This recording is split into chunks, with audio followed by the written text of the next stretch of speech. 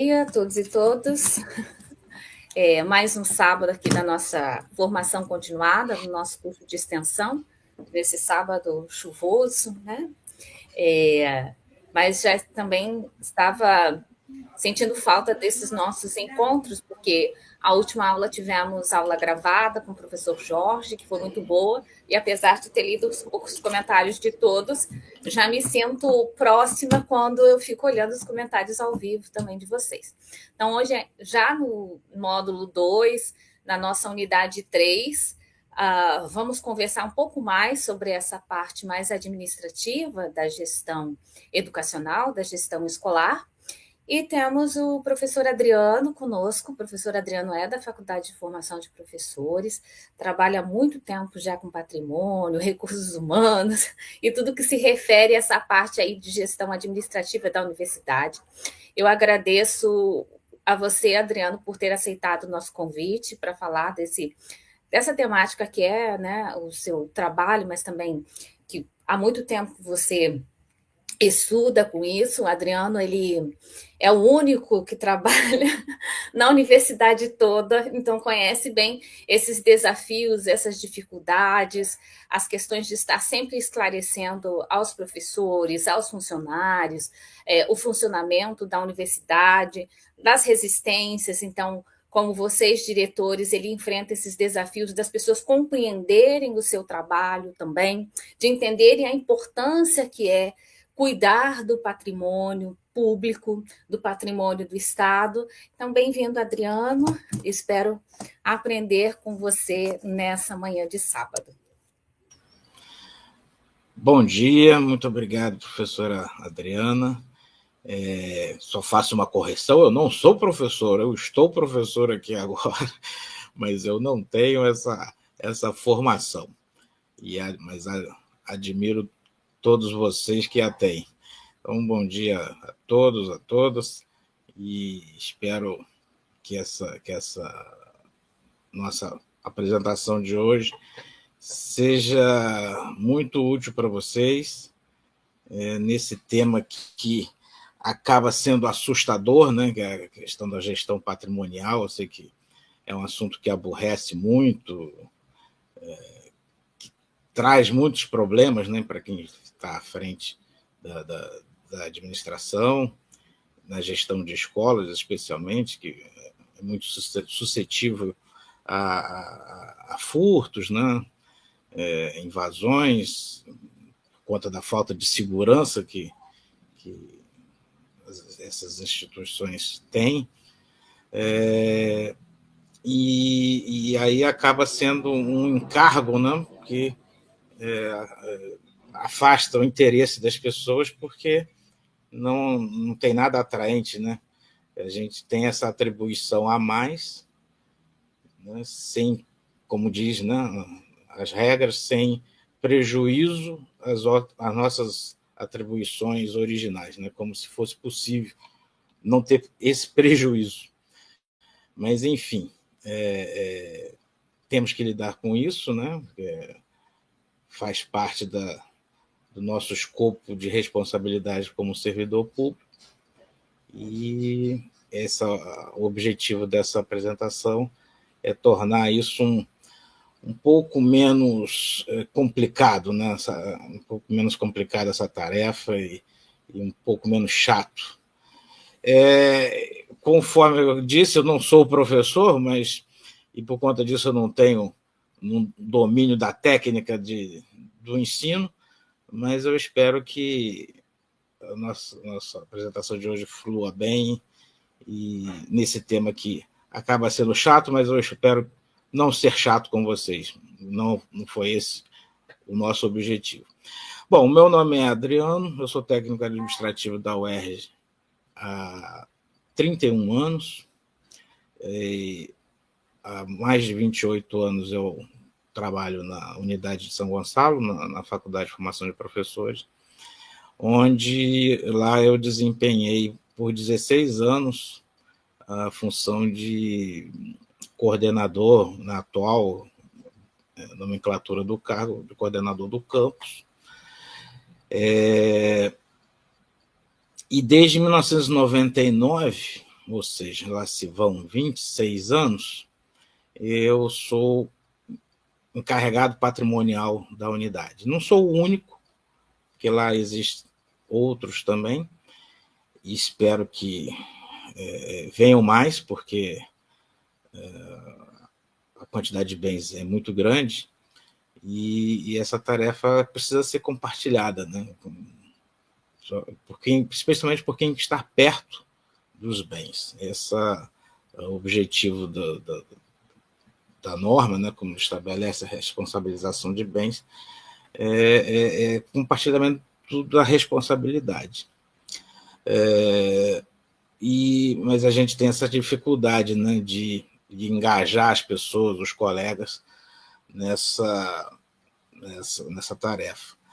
E assim, a experiência que eu tive enquanto administrador lá do campus, nesses 16 anos, foi justamente isso, né, de fazer com que as pessoas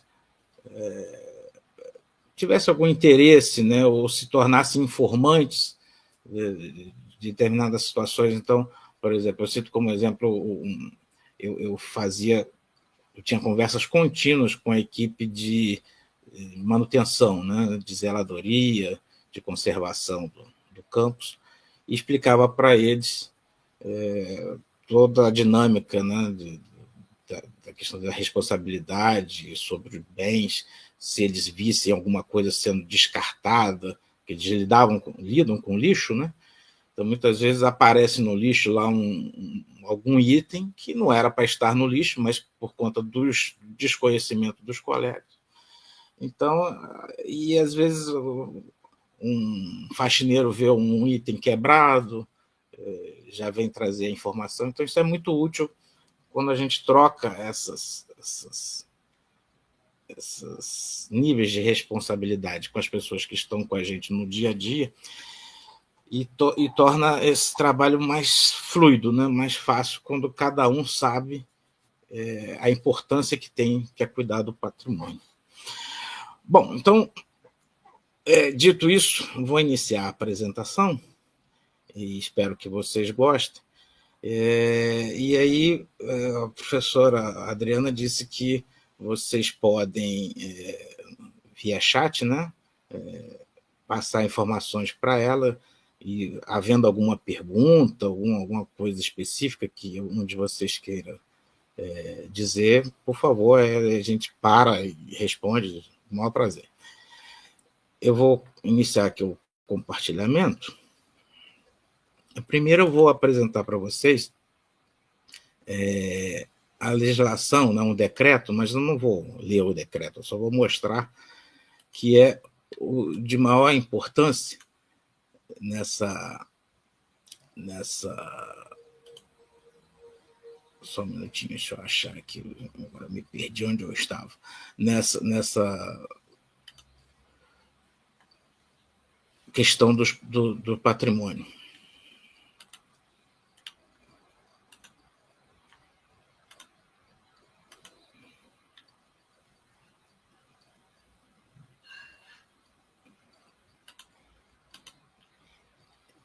Então, aqui vocês estão vendo, esse é o decreto 49.289 do ano passado, e ele estabelece toda a normativa sobre a gestão dos bens no âmbito do Estado do Rio de Janeiro, né? Do Poder Executivo, especialmente, do Estado do Rio de Janeiro. Então, aqui tem toda a classificação de bens, as atribuições da gestão patrimonial, o que precisa ser feito em relação a bens inservíveis, como é que se dá a aquisição, enfim, tudo que diz respeito à gestão patrimonial dos bens móveis está aqui nesse decreto. Então, é importantíssimo, e isso eu vou frisar na apresentação que vou passar para vocês, que isso aqui é o nosso guia, né? Então, na apresentação, não sei se vai estar disponível depois o arquivo para vocês, mas tem um link, eu gosto muito desse site aqui, Leis Estaduais, porque aqui essa legislação ela é atualizada, porque em termos de decreto, o Estado do Rio ele é muito ruim na disponibilização dessas informações online, né? É muito difícil. E quando a gente tem acesso, esses documentos estão suscetíveis a estar desatualizados, né? Porque são PDFs que são colocados em sites e eles são rotineiramente atualizados por publicações no Diário Oficial, e que muitas vezes essas atualizações não repercutem no instrumento normativo originário, né? Então, aqui esse site, que não é site governamental, isso é uma empresa que administra essas informações, o site se chama Leis Estaduais, então tem legislação como o nome está dizendo, de todos os estados, né, da federação, e é muito bom. Aqui, por exemplo, o que eu estou falando, esse decreto ele foi retificado por uma publicação posterior, né? Então, esse texto aqui ele já está atualizado. Uma outra legislação também, que essa que vocês estão vendo agora, é o decreto 49.843, que instituiu o Sistema Informatizado de Bens, o SISBens. A gente está numa fase de transição, né? Deixando o SBM, para ingressar nesse SISBens. Eu não sei exatamente como está isso no âmbito da Secretaria de Educação atualmente, eu acredito que essa transição ainda não esteja completa, mas vocês devem estar recebendo informações atualmente sobre essa transição. Eu, assim, em relação a isso, eu tenho pouco ou nada a dizer, né, porque como a UERJ onde eu trabalho, ela tem autonomia administrativa, as coisas lá são descompassadas, né, ao que acontece na administração direta. A gente tem um sistema próprio, é lógico que a gente está submetido também a esse sistema do Estado, mas a nossa gestão interna é feita por um sistema próprio. Então, muitas vezes, a gente não está desatualizado sobre o que está acontecendo na administração direta, né? Então, assim, eu não conheço ainda esses SISBens. Isso foi implantado, veja vocês aí, em setembro, né? Coisa muito recente, e esse decreto ele revoga o anterior, que é esse aqui, de 2017. Esse foi o que instituiu o SBM, que era o sistema, né? Até então utilizado. E veio esse de 2025, agora mês retrasado. Então, assim, a gente está com informação muito nova, as coisas estão acontecendo agora. Mas, em linhas gerais, tudo continua como sempre, entendeu? O que muda são os sistemas, né? Lógico, para tornar mais eficaz a gestão e também, à medida que os sistemas vão se aprimorando, vão ficando mais intuitivos, mais fáceis, né, de serem utilizados. Mas, assim, eu não tenho o que dizer a vocês sobre especificamente o SISBens, porque eu ainda não conheço esse sistema. Mas vamos lá, vamos interromper aqui esse compartilhamento e eu vou passar para vocês agora a apresentação.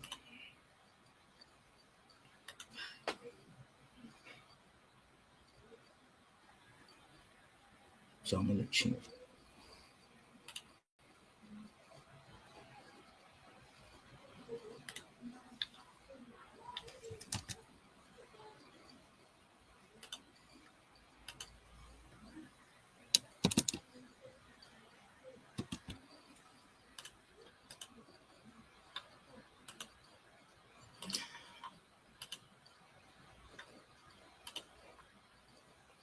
Muito bem. Está sendo compartilhado, professor Adriano?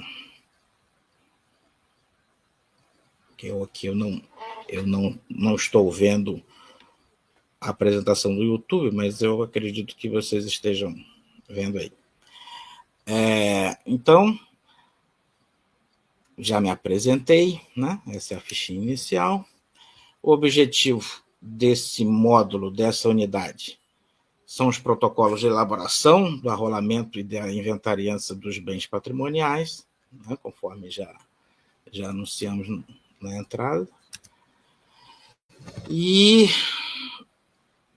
nesse slide inicial, né, está dito aí que o nosso objetivo é falar um pouco, né, dessa gestão patrimônio mobiliário. Eu percebi agora um erro de digitação, desculpe ali, mobiliário. Mas desmistificando, né, os procedimentos em relação ao modus operandi, né, da gestão dos bens patrimoniais, e tornar isso um assunto um pouco mais palatável, né, principalmente para vocês que estão à frente das escolas estaduais. Então, o patrimônio, por que ele é tão importante? Né? Porque é a garantia do funcionamento das escolas, equipamentos e tudo aquilo que impacta, né, no dia a dia. Para lidar com isso, dominar esse assunto, evita perdas, desperdícios, e a otimização, né, dos recursos, que são muito poucos, né? Vocês, como diretores de escola pública, sabem disso melhor que ninguém, né? E também a nossa eficiência, né, como servidores públicos, nosso trabalho, e evitar aborrecimentos, né, no nosso dia a dia. Então, daí a importância, né, da gente ter o domínio desses procedimentos. Aí, destaco aqui que vocês têm que entender a diferença entre arrolamento e inventariança. O arrolamento é aquele retrato, né, inicial do trabalho. Então, principalmente quando em escolas novas, né, que o diretor recebe ela já montada, equipada, então tem que ser feito aquele arrolamento inicial de todos os bens que a escola possui, né? E a inventariança, ela se dá na manutenção disso, né? É o controle ao longo do tempo, né? O processo contínuo de verificar, registrar, atualizar, sejam entradas de outros bens, baixos. Então, se faz uma comparação contínua e permanente daquele retrato inicial, né, feito no arrolamento, até o fim, né, que aí o fim se dá com a extinção, no caso, supondo um fechamento de uma escola, né? Então, você tem um arrolamento, inventariança e extinção. São esses três momentos principais. Aqui, conforme eu já apresentei para vocês, eu cito essa legislação que nos orienta. São os nossos manuais de instruções, né? Esse primeiro aí é aquele que eu mostrei agora por último, que cria os CISBENs. Então, esse eu vou deixar de lado, pelo menos nessa apresentação, porque, conforme eu disse, é um sistema que ainda é desconhecido para mim, mas ele está aí implantado, né? A legislação que rege ele está aí apresentada. Mas ele vem em substituição ao SBM, então vocês que já lidam com SBM não devem ter muita, né, dificuldade, devem, inclusive, estar havendo treinamento para quem cuida especificamente da administração, né, das informações no sistema. Mas o principal instrumento normativo é o segundo aí, o decreto desse de 2024, decreto 49.289. Esse é o nosso manual de instruções mesmo. Então, ali tem tudo em relação a quem são os personagens nessa tarefa, né, as atribuições de cada um, a forma como esse trabalho tem que ser feito, e as consequências disso, né? Então, ali, o detalhamento dos procedimentos, as responsabilidades, né? Toda a rotina desse trabalho. Então, conforme eu disse, nesse decreto, né, dispõe sobre quem é quem na gestão patrimonial, né? No caso de vocês, diretores de escolas, o titular da unidade gestora, né, conforme está descrito nesse decreto, é o secretário, né? Acho que agora é a secretária, né, de educação. Então, ela é a titular, né, dessa atribuição, né, de unidade gestora. Isso porque a Secretaria de Educação ela não tem personalidade jurídica, né, como ela pertence à administração direta, né, o chefe, né, da secretaria acaba sendo a unidade gestora, né, o titular. No caso, por exemplo, da UERJ, que tem autonomia administrativa, é a reitora, né? Não é, embora a UERJ se vincule à Secretaria de Ciência e Tecnologia, mas não é o secretário, o titular da unidade gestora.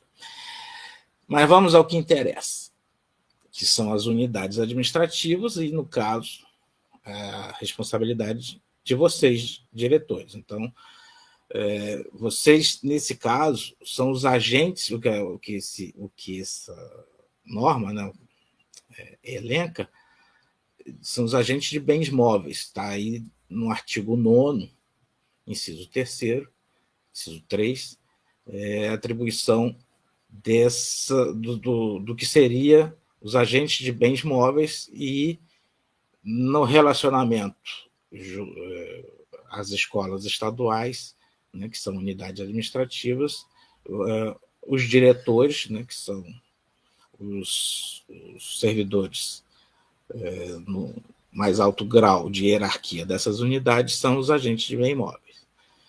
E eles têm a designação, né, na gestão dos bens sob sua responsabilidade.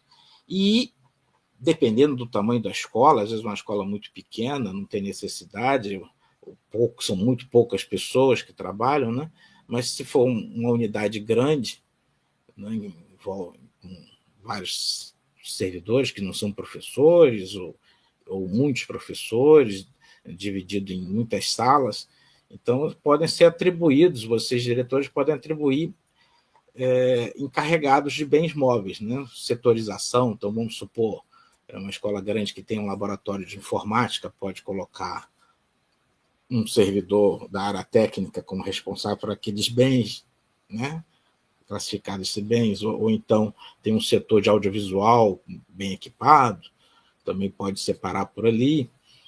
Enfim, cada um vê com maior clareza, né, a sua necessidade e pode distribuir essas tarefas com outros colegas para facilitar. Isso está previsto no artigo 9º, no inciso 4.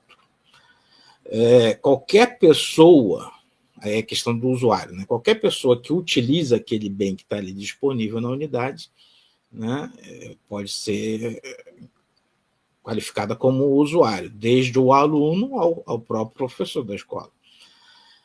E esse usuário, mesmo que ele não tenha a responsabilidade técnica do agente de bens móveis ou de encarregado de bens móveis, à medida em que o bem é acessível a ele também se torna responsável pela guarda e uso adequado.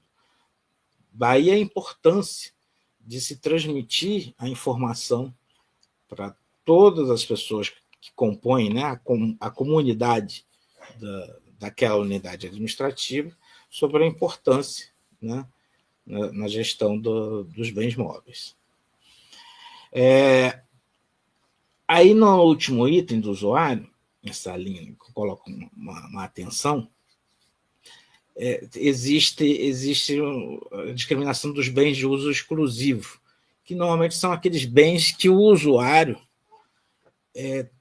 transporta, né, carrega consigo porque ele precisa daquilo com uso contínuo, muitas vezes fora da própria unidade administrativa, ou mesmo dentro da unidade administrativa, mas aí eu citei aí como é só um exemplo, não significa que são só os notebooks, mas atualmente, né, são os equipamentos mais comuns assim de as pessoas portarem,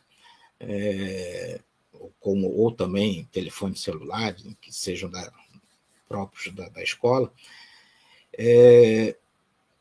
e muitas vezes são itens que, por exemplo, a pessoa pode até não levar para fora da unidade administrativa, mas ela guarda dentro do armário trancado, né, dela, que só ela tem acesso. Então, ou seja, ela está, de certa forma, tratando aquele bem público como se particular fosse, né? Porque só ela que usa aquilo, só aquela pessoa que utiliza aquilo, é um bem que está, como descrito aí, de uso exclusivo. Nesses casos específicos, a norma prevê, ou sugere, ou recomenda muito que se utilize o termo de cautela. Então, esse termo de cautela é um documento em que o agente de bem móvel ou o encarregado dos bens móveis daquela unidade vai relacionar os itens que estão acautelados por um determinado servidor, por uma pessoa, e se torna corresponsável direto, né, na gestão daquilo. Então, embora o bem não esteja ao alcance dos olhos dos responsáveis direto por ele, mas ele sabe que aquele bem está com aquela pessoa, né, instruída no termo de cautela. Na página seguinte, eu vou mostrar para vocês um exemplo desse documento. Então, aqui vocês estão vendo aí uma tabelinha onde se descreve o bem, o número, né, da etiqueta, da plaqueta de tombamento, o valor e a observação. Se encontra com o servidor em sua residência, ou se encontra guardado no servidor dentro da própria unidade, mas só com ele. Enfim, aí cada um escreve aí o que achar mais conveniente para que essa informação, ao longo do tempo, seja consultada, né?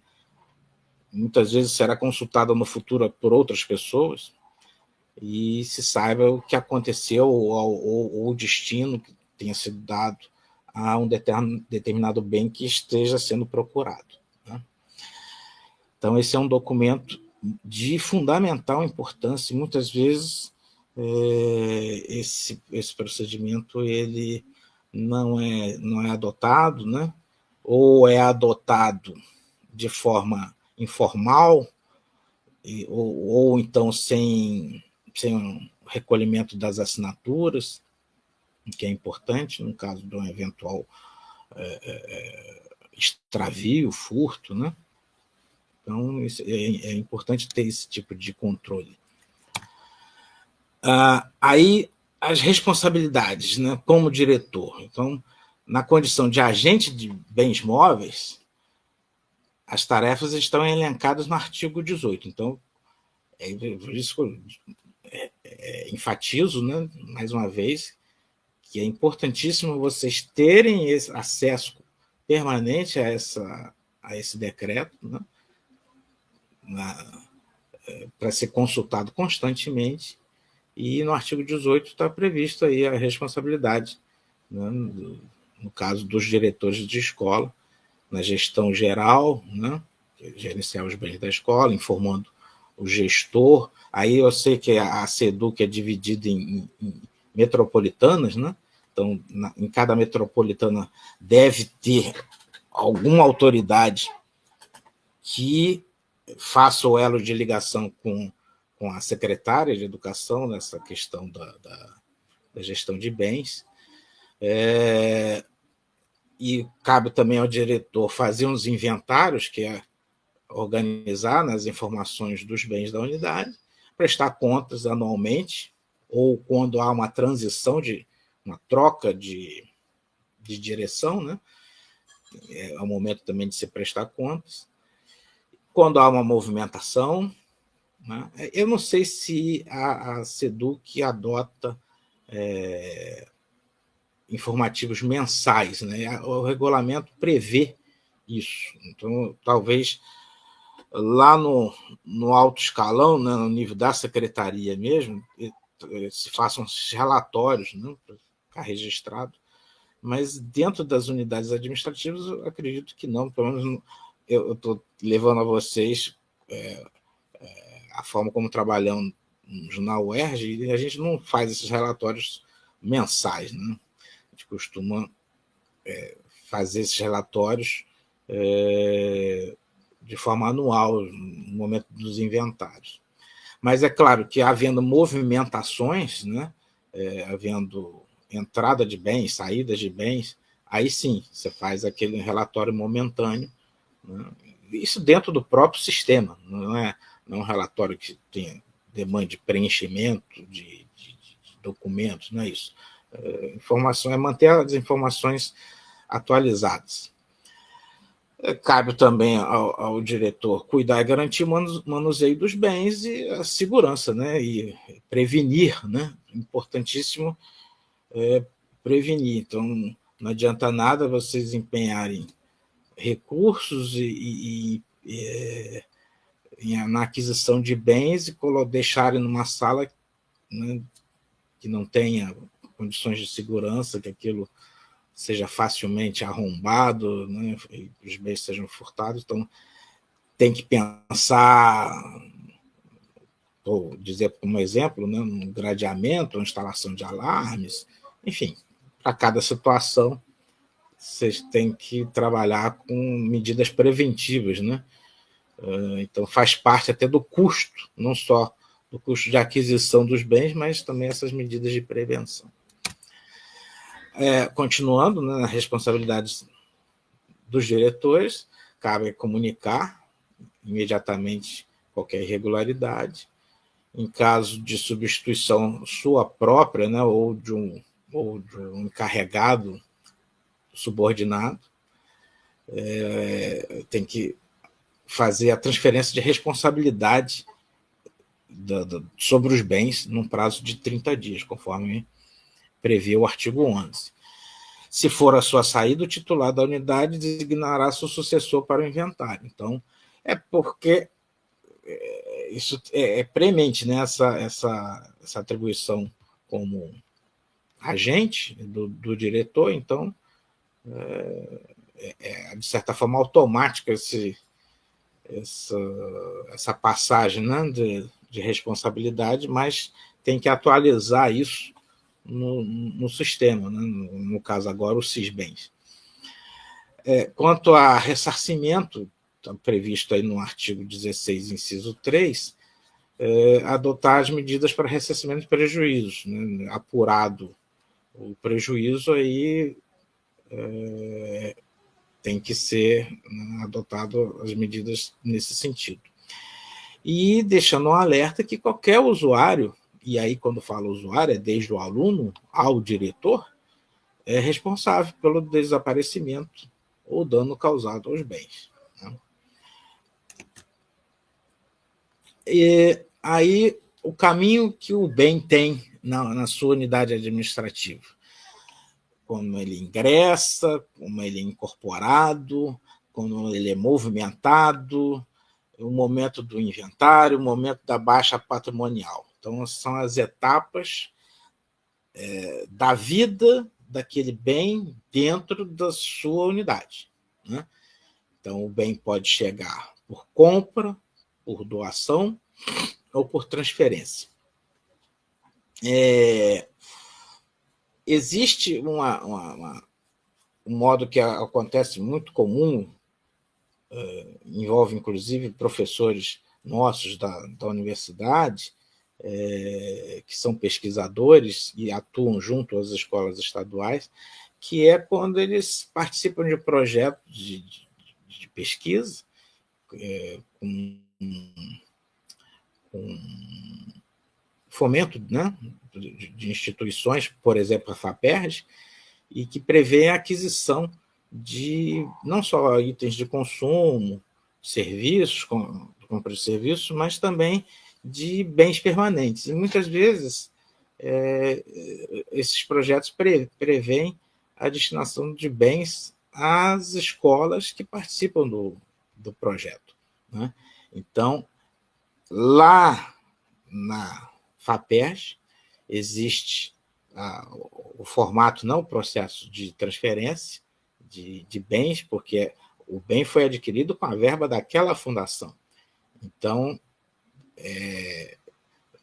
faz-se uma transferência, né? Ou seja, porque de responsabilidade para a escola que está recebendo. Então, essa é uma modalidade, né, que é muito comum e eu acredito que vocês já tenham participado desse tipo de processo.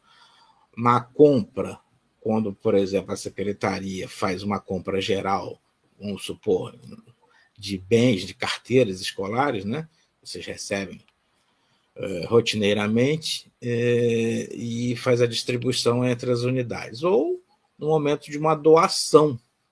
Mas a doação especificamente, aí a doação pode vir de uma pessoa física ou pessoa jurídica, mas a lei, a legislação prevê que tem que haver aceitação, porque não é simplesmente receber, eu quero doar aqui essa televisão, mas tem que ver se a televisão é no modelo que atende à necessidade da escola, né?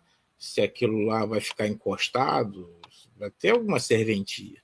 Então, não é qualquer coisa que pode ser aceita como doação, tem que ter algum critério em relação a isso. Isso está tudo previsto na legislação, né, nesse manual, que é o nosso decreto. O passo seguinte é a incorporação, né, que aí tem todo o procedimento em que se faz o detalhamento, né, descrição no sistema dos bens, vinculando ao valor que foi adquirido ou que foi declarado a ele, e aí se designa um número por meio de uma etiqueta, de uma plaqueta, né, de tombamento, e aí fica bem definido, né, a descrição do equipamento, em caso de eventual necessidade de apuração de perdas, né? Que aquilo ali entra em toda a formatação de contabilidade do órgão, né? Então, por ter um valor econômico, aquilo precisa estar bem descrito em termos assim, de legislação tributária, não, contábil, né? Sobre o patrimônio referente àquele bem especificamente. E também temos a questão da movimentação, que é quando o bem, por algum motivo, ele deixa de estar num local e é dirigido a outro, né? Então, desde o momento em que ele é recebido, ele também pode ser transferido para uma outra unidade, né? Muitas vezes ele não está sendo mais útil para vocês, ou vamos pegar um outro exemplo, por alguma razão qualquer, uma sala da sua escola seja fechada, seja transformada, né? Numa área, vamos ver agoramente aqui, uma sala que era uma sala de aula foi transformada num refeitório. Então, aquelas carteiras ali que estavam na sala não tem mais serventia para vocês, ou vocês não têm um espaço para guardar. E aí consulta os seus colegas, diretores de outras escolas, se não teriam interesse em receber aqueles equipamentos, né? Como forma até de preventiva, de evitar perda, evitar extravio, evitar dano, vocês darem uma destinação para aqueles bens. Então, faz uma transferência. Então, existem inúmeros exemplos, esse é apenas um. O inventário é a verificação periódica do que temos e, como a legislação prevê, esse inventário é feito anualmente, né, ou no momento de transferência de responsabilidade. E, por fim, a baixa patrimonial é quando o bem sai da sua alçada, né? Seja por transferência, por alienação, por descarte, furto, roubo, etc. O inventário. O momento do inventário. Como eu até tratei antes disso, né? É um retrato, né, do que existe naquele instante em que é feito. Então, você tem um inventário inicial a partir do arrolamento, né, que se faz o arrolamento quando um órgão, uma unidade administrativa, né? Então, é o inventário inicial, né, a partir do arrolamento. E aí você tem os inventários recorrentes, que são aqueles anuais. Em 31 de dezembro, ele fecha o ciclo do exercício. No momento da transferência de responsabilidade, ou em situações eventuais, né? Vamos supor, pegar como exemplo a ocorrência de um incêndio, que houve uma turbação na escola, ou uma invasão, e aí naquele dia, no dia seguinte, vocês não sabem se houve algum furto, né? Houve alguma ocorrência em relação a isso aí, faz-se um inventário, é um exemplo de inventário eventual, né? Para verificar se, em razão daquela invasão ali, daquela ocorrência, houve algum furto ou não, que visualmente não seja perceptível, né? E a extinção, quando, já citei também, quando, por exemplo, uma escola é fechada. Às vezes acontece, né? Etapas do inventário, aí tem a designação da comissão, pode ser pelo menos 3 servidores, sendo um efetivo. O levantamento físico, que é verificar, né, um a um, e registrar a localização deles, e confrontar com as informações que estão no relatório anterior, no registro que vocês têm no sistema sobre esses bens. Um bem mudou de cor, ou está com uma peça diferente, enfim, foi feita alguma coisa que descaracterizou, ou está quebrado, ou ele se tornou obsoleto, né? Enfim, aí é a atualização, né, da situação daquele bem, para que seja tomada alguma atitude em relação a isso. Então, esse inventário deve conter os dados da escola, o tipo de inventário, né, se ele é eventual, se ele é anual, o número do patrimônio dos bens, descrição, enfim, todas as informações. E aí tem a classificação dos bens, né, no estado em que eles se encontram, né, de conservação, se ele é excelente, foi adquirido há menos de um ano, né, está ainda como novo, né, ele é caracterizado como sendo novo, ele é tido como bom, em perfeitas condições, tendo mais de um ano de uso. Regular é um bem que está em uso, mas com avarias que não impedem de continuar sendo utilizado. Ou péssima, em avarias que comprometem o uso. É condição funcional, se ele está sendo utilizado, se ele está armazenado, seja novo ou usado, né? Pode estar guardado. E quando ele é inservível, que não serve mais, né, para utilização. Aí tem os exemplos de bens inservíveis.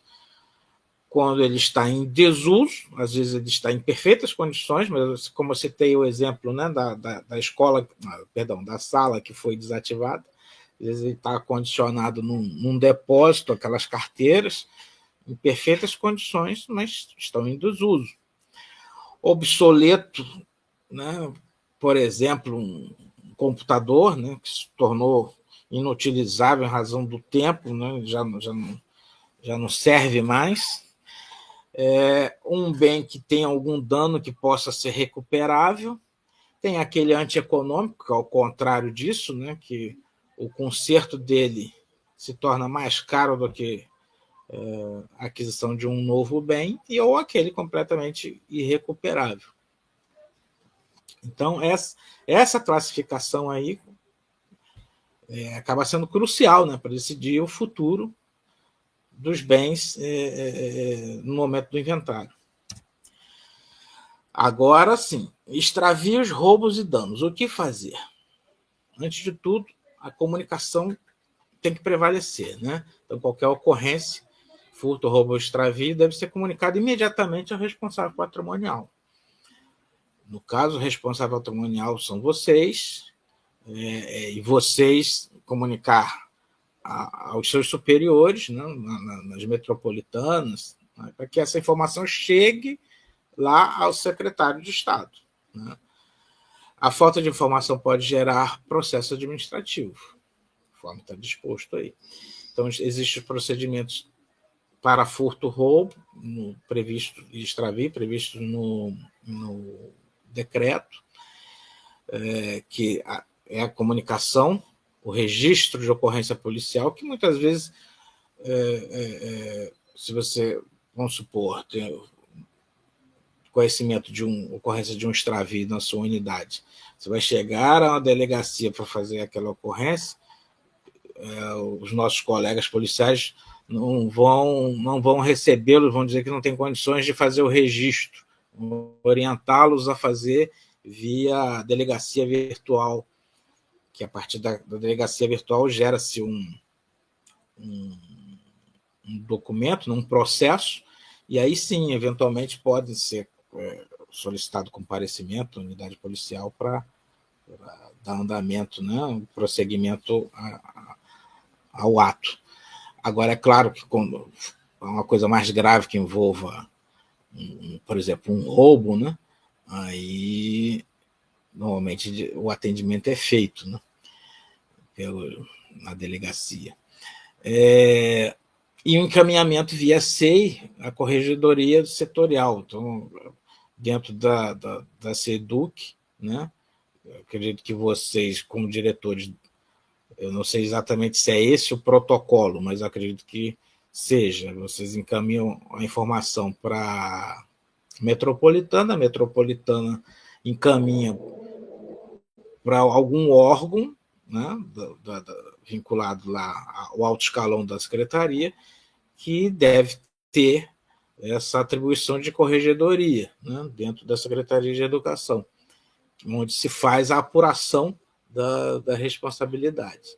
Né? Lá na UERJ nós temos a nossa corregedoria, né, que atua nesse sentido, a auditoria interna também, né, atua nesse sentido de verificação de responsabilidades em casos de alguma ocorrência com bens móveis. E aí aponta-se se há um responsável, né, a identificação de um responsável pela ocorrência. Né? E muitas vezes, conforme eu sinalizei aí no final, com uma atenção, muitas vezes a omissão do agente ou do encarregado, ela gera uma responsabilidade. Muitas vezes, ou na grande maioria das vezes, né, não há responsabilidade direta daquele servidor, mas o fato de ele ter omitido que aquele bem estava suscetível a ser extraviado, ou ele omitiu a informação imediata do extravio do bem, enfim, são fatos que podem, né, indicar a responsabilização. E eu vou citar para vocês, assim, parei agora aqui para pensar, que eu lembrei de um fato inusitado que aconteceu lá na unidade que eu trabalho, em que houve um furto numa sala com acesso controlado, né? Ou seja, o usuário ele precisa retirar a chave no setor que controla os acessos das salas. Ele fez essa retirada, né? E naquele momento ali houve um furto. Enfim, onde eu quero dizer, foi feita toda a apuração e não chegou-se a determinar um responsável pelo fato, mas houve a caracterização de uma falha no controle da chave, porque no momento em que houve o furto, não havia registro de saída da chave. E na sala não tinha nenhum sinal de arrombamento, nada que indicasse que houve uma invasão, né? Enfim, a sindicância que foi encerrada, ela não chegou, né, à conclusão da indicação de um responsável. E assim foi, o processo prosseguiu, acabou sendo arquivado, né, fez-se a baixa do bem por extravio, mas sem a indicação de um responsável. Acreditem vocês, 2 ou 3 anos depois, esse processo ele foi revisado pelo Tribunal de Contas do Estado e um auditor lá do tribunal destacou essa omissão por parte do setor, né, responsável. E foi pedida uma diligência por escrito que mencionasse quem eram as pessoas que trabalhavam naquele dia e horário, né, que eram responsáveis. E a partir daí houve uma responsabilização de um colega servidor que teria, né, pelas informações prestadas, falhado na sua obrigação de controlar o acesso. E aí ele foi multado, né, sobre uma multa, né, equivalente ao furto. Mas depois houve recurso administrativo disso, houve a reversão dessa decisão. Mas, enfim, eu estou querendo dizer que isso acontece, né? Porque a gente não apenas gere os próprios processos internos, né? Mas também nós somos controlados, não tem um controle externo que é feito pelo Tribunal de Contas, né? O TCE.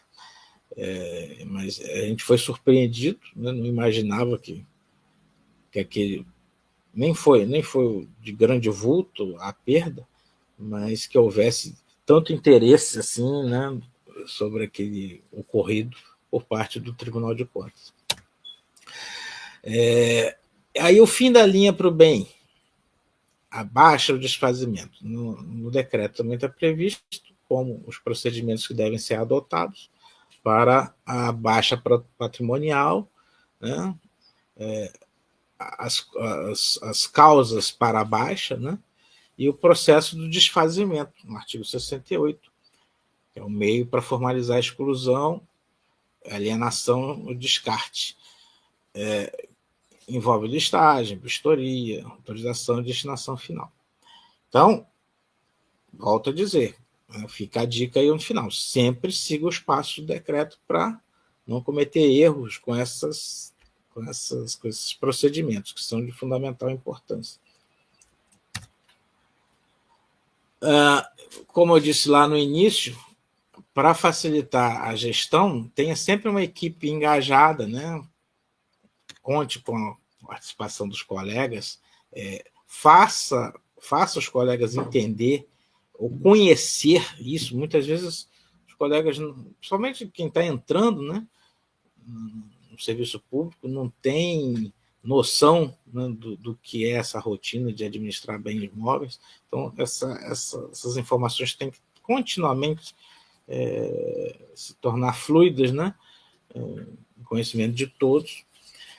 Mantém a documentação sempre organizada, né, os inventários, principalmente, aqueles termos de acautelamento que eu mostrei para vocês. Procurem atualmente, com as ferramentas que nós dispomos, ter versões desses documentos digitalizadas, utilizem ferramentas como, por exemplo, a nuvem, né? Nuvem de informações documental para guardar esses documentos, porque confiar em HDs de computador ou em pendrives, né, é muito suscetível a perdas. Né? O computador hoje está funcionando, amanhã não está mais. Então, é sempre bom a gente ter esses arquivos guardados, armazenados de uma forma segura, que possam ser consultados de várias formas, de vários locais. Né? Então, aconselho muito que se utilize serviços de nuvem. Né? Não sei se na Seduc é disponibilizado algum tipo de serviço assim, mas existe até serviços gratuitos. Né? O próprio Google abre uma conta no Gmail e com isso vincula-se também lá no Drive. Né? É possível armazenar informações com relativa segurança, até porque são informações públicas, não tem nenhum grande perigo, assim, então, mas tendo acesso ao controle, né, dessas contas, como eu citei do Google, que é só um exemplo, não estou falando propaganda do Google, mas existem outros também com a mesma função, que são bem, né, ajudam bastante a preservar, né, essas informações. O SEI, que é o nosso... Eu sou um entusiasta do SEI. Né? A UERJ, por exemplo, demorou muito a aderir ao SEI, que vocês já estavam utilizando o SEI há muito mais tempo do que nós. E para mim, quando chegou na universidade, nossa, foi... Hoje eu digo, eu pergunto como nós vivemos tanto tempo sem o SEI. Né? Então, é uma ferramenta muito útil, né? Mas, assim, o SEI já não se presta a armazenar informações do dia a dia. Né? Ele se presta a você transmitir informações, né? O fluxo administrativo. Eventualmente, é claro, ele pode até ser utilizado para armazenamento, né, de informações importantes que vão se tornar um dia, né, necessárias como fonte para processos, né, que serão encaminhados. Então, também pode ser utilizado para isso. Façam sempre as vistorias periódicas, né, não necessariamente esperando um inventário anual, especialmente de bens de valor agregado muito alto. Né?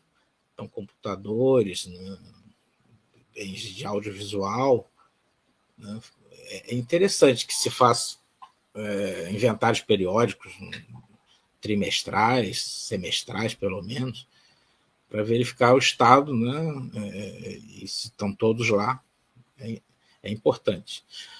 E comunicação, mais uma vez. Né?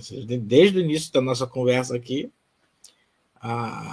tenho frisado que a comunicação de vocês, não apenas com os colegas que estão junto na unidade, né, administrativa, na escola, mas também junto às metropolitanas, junto à secretaria. E, por fim, o bom senso. Controle patrimonial não é burocracia, é proteção. Então, e especialmente para nós que somos responsáveis pelos bens, e até também, especialmente aqueles que estão próximos de se aposentar, né? E podem estar suscetíveis a enfrentar problemas administrativos por conta dessa responsabilidade. Então, tem que ter tudo organizado, tudo direitinho, para que a pessoa não se prejudique. Então, é isso, como está dito aí, é usar o decreto como aliado do servidor, para sua própria defesa, em razão de todas as consequências, né, legais, administrativas que essa gestão patrimonial acaba acarretando. E é isso. Então, a apresentação que eu propus a fazer a vocês se baseia especialmente nessa legislação, né? E indico muito que vocês dediquem um tempinho na leitura. Não é um decreto muito extenso, esse 49.289 de 2024, mas ali estão todas as informações. Então, assim, talvez valha a pena até vocês imprimirem e deixar aquilo como uma consulta para os colegas, né, que queiram saber como é que funciona, ou fazerem palestras internas. Esse material aqui, se for disponibilizado, podem utilizá-lo nessa apresentação interna que vocês fizerem com seus colegas de escola, né? E essa informação ser disseminada da melhor forma possível para que esse trabalho de gestão patrimonial seja feito de uma maneira rotineira e que não seja desagradável, né? Que muitas vezes as pessoas têm um preconceito, né? Como se fosse uma tarefa árdua e ruim de ser tratada. Então, esse trabalho pode ser executado de uma maneira mais, digo assim, palatável, né? De uma maneira mais saudável, salutar, como sendo mais uma tarefa, né? Dentro todas aquelas rotinas que vocês têm nas escolas que são responsáveis. Então é isso. Agradeço muito a atenção. Espero que essa apresentação seja de grande utilidade para vocês no dia a dia das escolas. Obrigada, Adriano. Teve alguns comentários que, para não te interromper e não te atrapalhar, não coloquei aqui no chat privado, mas acho que também alguns esclarecimentos, quando você mencionava se nas escolas estaduais também é igual, né, a UERJ, as diferenças que tem, e a Gabriela disse que eles prestam contas dos patrimônios, que eles contam com uma coordenação de financeiro, mas que tem que ir encartado ao rolamento daquele ano, né? Que os patrimônios é com a infraestrutura e que as escolas elas têm um coordenador de infraestrutura. Certo. Tinha visto mais alguns aqui, deixa eu só ver aqui. O Eduardo também falou que é engraçado, né, que os órgãos controladores eles têm um funcionário para cada peculiaridade e que, né, eles, enquanto diretores, eles têm que dar conta de tudo, né, conta de funcionários, de dentro da unidade. A Fabiola também disse que ela vê muitas atribulações, né, na conta do diretor. E, infelizmente, a falta de pessoal impacta negativamente nessa rotina, que é uma das questões que nós também vivemos na universidade. Na universidade, exatamente. Infelizmente, e principalmente nessa parte mais técnica e administrativa, ou quando também não são valorizados nas suas funções, né? Porque às vezes você também conta com o profissional, mas ele também não é valorizado, não tem o mesmo plano de cargos e salários e todas as outras questões. Mas, infelizmente, a ausência de profissionais para nos auxiliar, porque acaba que o diretor ele tem as dimensões pedagógicas, as dimensões financeiras e as dimensões administrativas para dar conta, né? E acaba tendo muita responsabilidade nesse sentido e pouco auxílio. Então, a falta de pessoal, de fato, como todos colocaram aqui no chat, ela é extremamente necessária para que essas questões e para que todas, né, as questões vistas por nós hoje do decreto, elas também possam ser cumpridas da melhor forma possível, né? Além de que, até o Eduardo fez aqui um comentário falando que, infelizmente, às vezes, além de todos esses trabalhos, a nossa conta bancária não corresponde à prestação de contas que temos que dar, né? As contas gerais e tudo mais. E se você ainda não é organizado nesse sentido, você se perde. Eu acho que a prestação de contas é um grande desafio ainda para as nossas direções. Para a nossa unidade também eu vejo. E a Gabriela diz que ela também gosta de trabalhar com o SEI e que no Estado é tudo pelo SEI. Né? Acho que foi uma fase de... Muito bem. E na UERJ não é, né, professora? Ainda bem, né? Porque na UERJ a Não, gente enfrenta uma resistência enorme é uma ainda. resistência enorme para as pessoas compreenderem que é necessário, e esse envio pelo SEI, essa documentação registrada, digitalizada, que é um sistema de informações, um sistema também que integra, né? E as pessoas compreenderem. Tem até um curso gratuito sobre o SEI, não sei se vocês já viram, mas que A ENAP. que ele ensina a utilizar, mas nós temos lá muitas resistências ainda dentro da Sim. unidade. Deixa eu ver aqui, mas você quer comentar alguma coisa sobre esses? Tem mais uns 2 ou 3 aqui comentários. Não, vamos seguir. Porque Agradeço os comentários. Agradeço. todo mundo agradeceu também você, né, pela explanação. De nada, obrigado. A Gabriela até colocou uma experiência dela, que assim que ela compra, né, ou adquire alguma coisa no capital, ela já coloca no inventário. Ela tem essa dinâmica para não enrolar, já anexa a nota fiscal, o número do objeto no arrolamento. Isso é muito importante, né? Porque às vezes você deixa para fazer depois. Eu recentemente tive que fazer uma prestação de contas da FAPERJ, e quando você perde um documento, nossa, é complicado. Não que você perca, mas às vezes você deixa passar daquele prazo, né? Então essa organização ela é importante. Agora, com a ausência de pessoal também acaba complicando. É verdade. Aqui acho que tem uma pergunta para você. Ao assumir a gestão, qual recomendação nos dá para rever o patrimônio? Deixar tudo acertado para não ter dor de cabeça? Para rever? Como assim exatamente rever?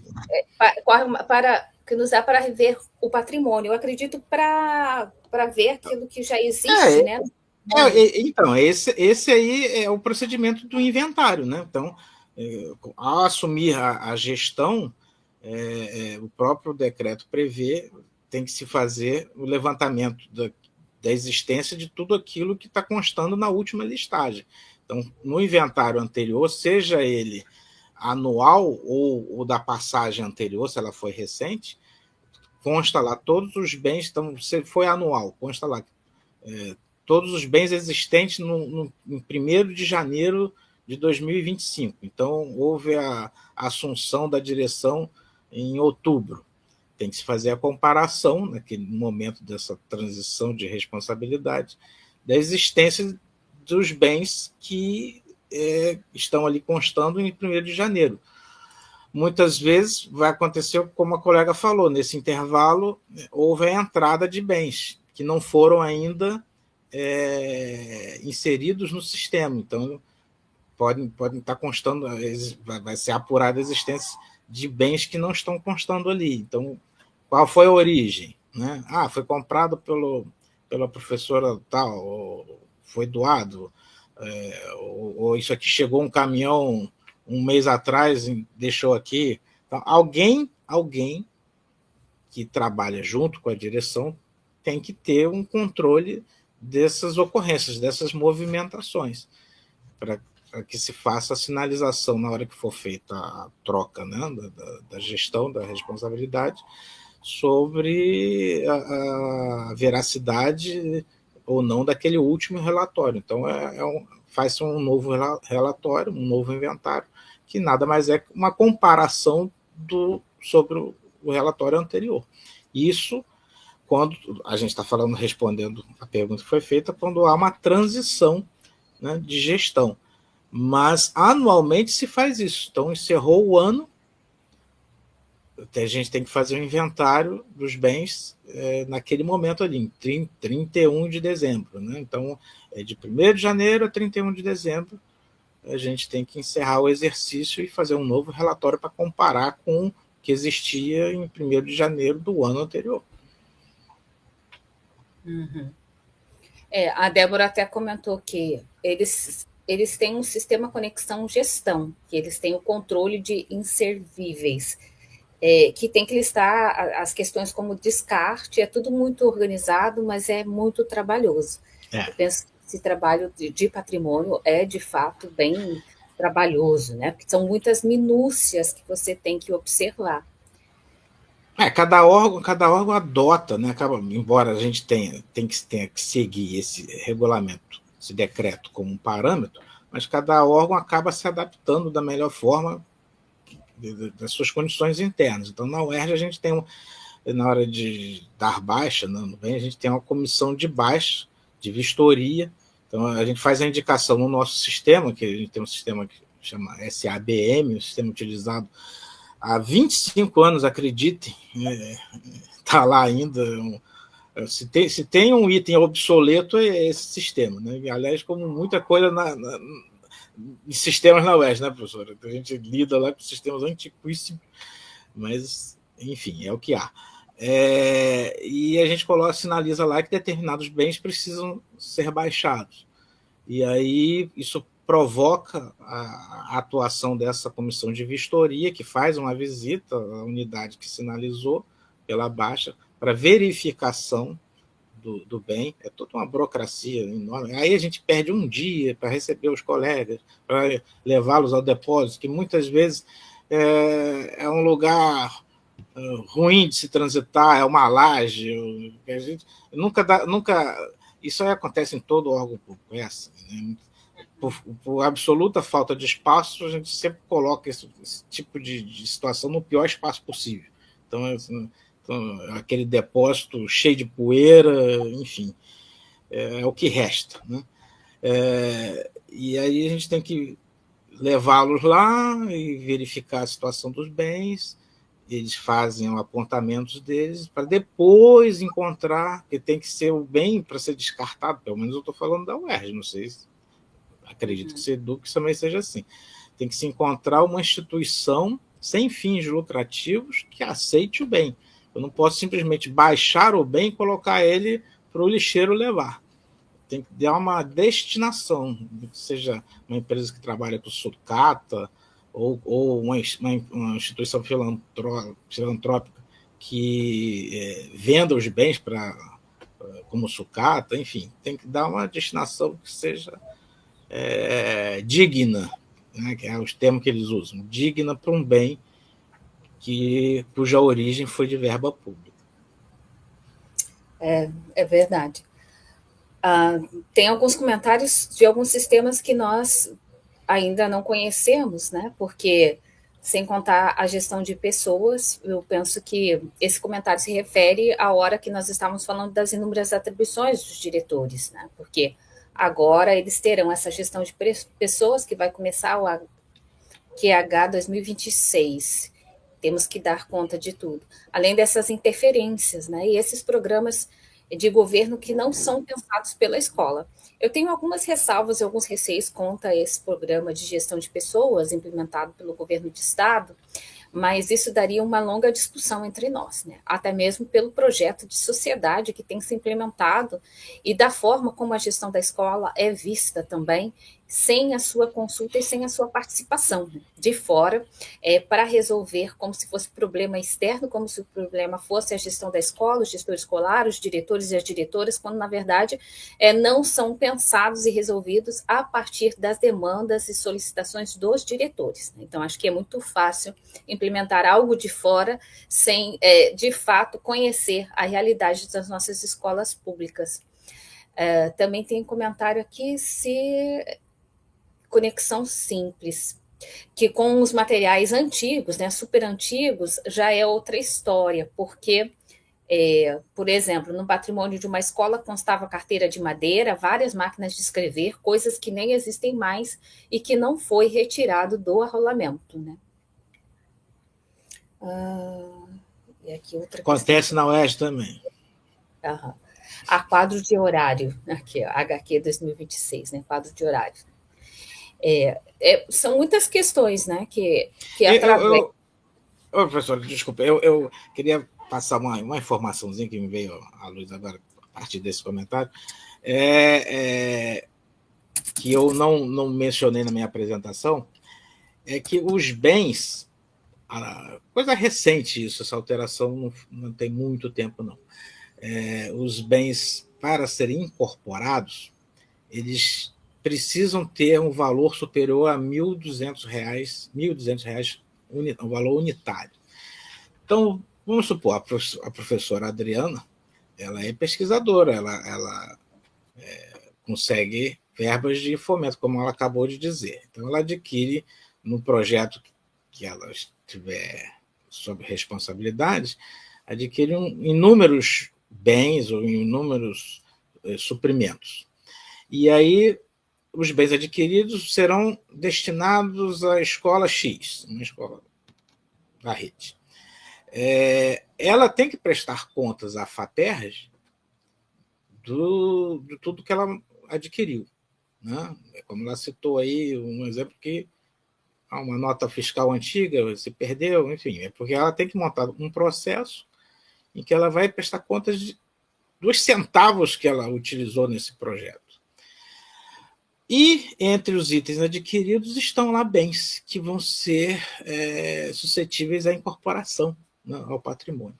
Mas na hora de incorporar, a equipe responsável na SEDUCA, na metropolitana, que trata disso, na hora de levar para o sistema, mesmo que vocês coloquem lá aquela que a professora entregou para a escola, uma impressora que custa R$800, essa informação não vai gerar incorporação, porque atualmente a legislação, inclusive esse decreto, que é o nosso manual, ela faz referência a uma lei federal, que é onde está descrito isso.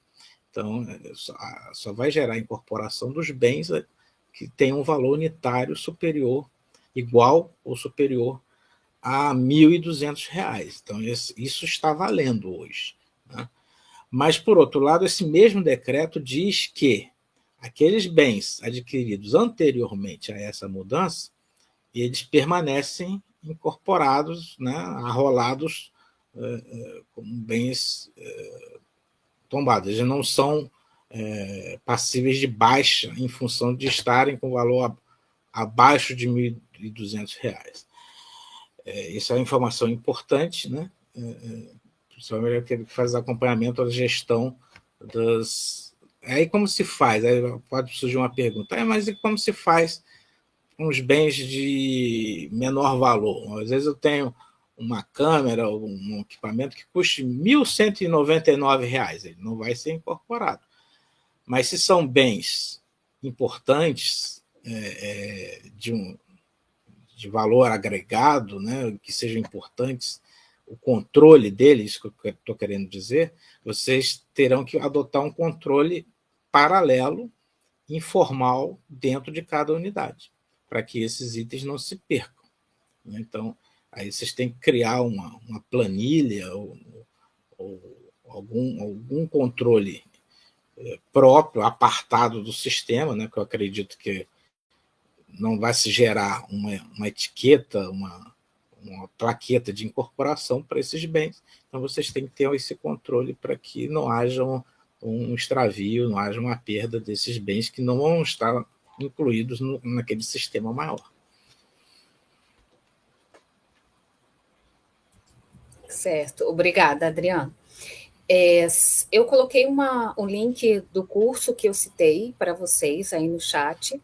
Eu até tentei procurar outros, mas não localizei. Se eu encontrar outros, eu informo a vocês também. Eu vou deixar disponível lá no site, conforme eu informei, os materiais dessa aula de hoje, mas também das aulas anteriores do professor Jorge. E, né, à medida que eu for recebendo também o material dos professores das próximas aulas, eu deixarei para vocês, tá bom? Então, obrigada mais uma vez, Adriano, pelas suas contribuições no dia de hoje. Está, professor. Eu que agradeço o convite. Mais um dia também ainda conosco, com o professor, e acho que é isso, a gente precisa contar também com essas parcerias que são extremamente importantes para nós e de conhecimento de todos, né?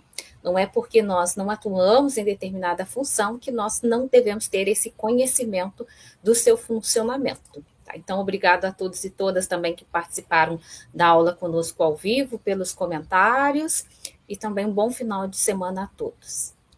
Obrigado.